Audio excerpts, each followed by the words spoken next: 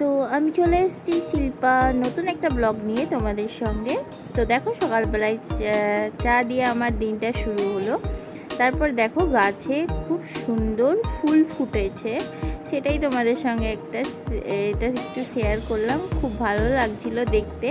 আর একসঙ্গে একটা গাছে অনেকগুলো জবা ফুটেছে, তো দেখতে খুবই ভালো লাগছিল। তার জন্য তোমাদের সঙ্গে এটা একটু শেয়ার করে নিলাম। কেমন লাগছে তোমরাও একটু বলো। তো ফুলগুলো তুলে নিয়ে পুজোটা আর তোমাদের সঙ্গে শেয়ার করিনি, তো ফুলগুলো আমি তুলে নিলাম।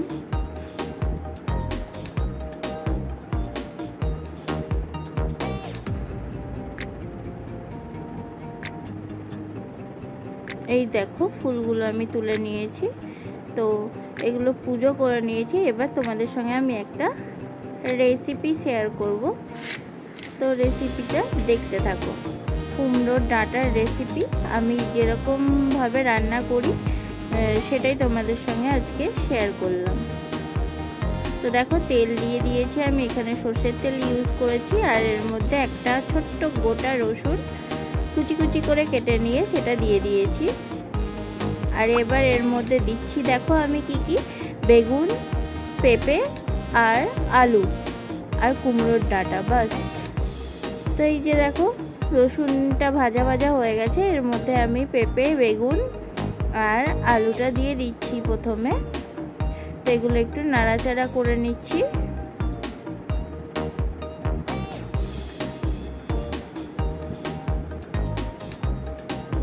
তোমরা কেমনভাবে রান্না করো প্লিজ কমেন্টে জানিও, আর এইভাবে কারা রান্না করো সেটাও জানিও। তো এখানে আমি এবার একটু হলুদ আর নুন অ্যাড করে দিলাম, তারপরে আবার একটু নাড়াচাড়া করে নেব। আর এখানে একটু নুন, হলুদ এবং খেতে হয়েছিল, তিনটেই অ্যাড করে দিয়েছি। তো এরকমভাবে সবাই কিন্তু ট্রাই করো একবার। আর বিনা সর্ষে বাটাতেও খুব সুন্দর হয় এটা। আমি এটা সর্ষে বাটা দিয়েই করেছি এবার। আর আমি কুমড়োর ডাঁটাটা একটু শক্ত হয়ে গেছিলো, তো শক্ত হয়ে যাওয়ার জন্য আমি এটা দুটো সিটি মেরে নিয়েছি কুকারের মধ্যে। কিন্তু জলটা আমি এখানে ফেলিনি, অল্প জল দিয়েই করেছিলাম। তো দেখো এটা সর্ষে লঙ্কা পেস্টটা আমি করে নিচ্ছি।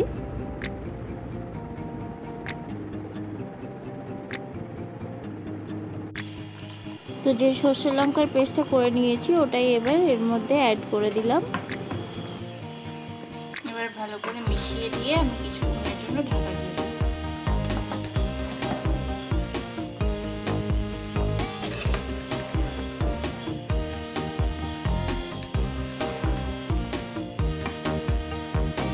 তো এই যে আমি সব কিছু ভালো করে মিশিয়ে দিয়েছি। এবার আমি প্রায় 10 মিনিট মতন ঢাকা দিয়ে রেখে দেবো, যাতে সব কিছু ভালো করে মজে যায়। আর আঁচটাকে একদম লোতে করে দিচ্ছি। চলো এবার এটাকে খুলে দেখি কি অবস্থা। দেখো কি সুন্দর হয়েছে এটাকে আমি নেড়ে দেবো। সব কিছু ভালোভাবে সেদ্ধ হয়ে গেছে।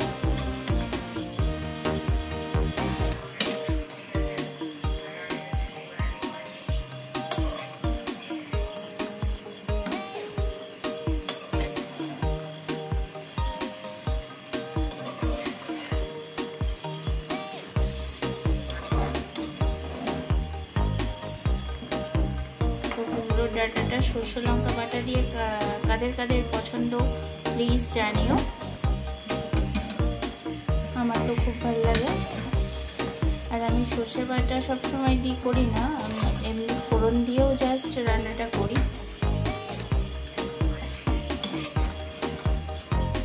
জাস্ট ফোড়ন দিয়ে, রসুন ফোড়ন দিয়ে আর পাঁচ ফোড়ন দিয়েও রান্নাটা খুব ভালো হয়, সর্ষে লঙ্কা না বাটা দিয়েও। তো সর্ষে লঙ্কা বাটা দিলে আলাদাও টেস্ট হয়।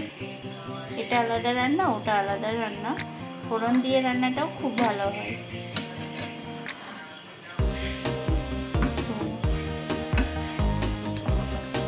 তো এটা আমি এখন আর ঢাকা দেবো না, এটার জলটা আর একটু শুকনো শুকনো হলে আমি এটা নামিয়ে দেবো। এটা আমি এবার হাই ফ্লেমে দিয়ে দেবো, যেহেতু সব কিছু আমার সেদ্ধ হয়ে গেছে। তো জলটা মারার জন্য আমি এবার এটা একটু হাই ফ্লেমে দিয়ে দিচ্ছি। তো এই রেসিপিটা কাদের কাদের পছন্দের রেসিপি জানিও। কুমড়োর ডাঁটা, লাউয়ের ডাঁটা এগুলো তো সবারই খুব পছন্দ।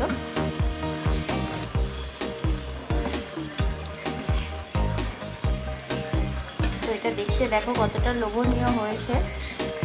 এটা আমি রাতে রান্না করছি। তো এটা একটু লাগা লাগা হলে, মানে লাগা লাগা মতো হলে, জলটা শুকিয়ে গেলে আমি এটা নামিয়ে দেব। এটা একদম রেডি হয়ে গেছে। তো একটু জলটা শুকানো হওয়ার অপেক্ষা, তার জন্য আমি এখন ঢাকা দেব না। তো সবাই প্লিজ স্কিপ না করে ভিডিওটা দেখতে থেকো, আশা করি তোমাদের খুব পছন্দ হবে। আর সবাই এরকমভাবে ট্রাই করো আমার মতো করে, খুব ভালো লাগবে আশা করি। তো চলো আর একটু পরে তোমাদের দেখাচ্ছি আবার। তো এই যে দেখো এটা শুকনো শুকনো হয়ে গেছে, আমার রেসিপিটা তৈরি হয়ে গেছে। এটা খুব পছন্দের রেসিপি আমাদের, মানে এই বাড়িতে সবাই খুব খুব খুব ভালোবাসে। তো এটা আমার তৈরি হয়ে গেছে। তোমাদের কেমন লাগছে দেখে সেটা একটু বলো।